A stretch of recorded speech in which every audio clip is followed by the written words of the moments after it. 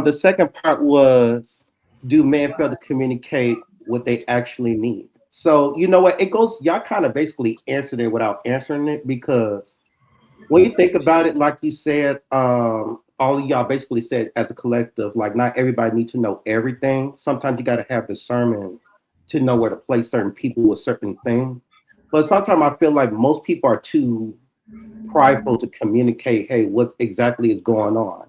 But you know, it's like the old saying goes, closed mouth's not gonna get fed. So if you're not gonna communicate what's going on, how am I supposed to assume what's going on in your end? Like, Well, can I just answer that right quick? Because that kind of yeah, goes back to what Nelson was saying. right, First of all, some people have been so conditioned that when they do communicate with people how they feel and what they're going through, they get shut down. And that stops people from doing that. You know, Yes. also you have to understand that everyone does not know how to communicate. Just Yeah. because what your level of communication is, it may not meet someone else's level of communication. Hmm. That's keeping the buck.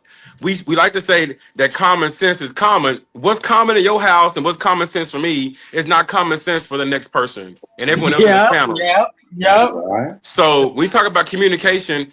Some people are good listeners, and that's all they know how to do is listen.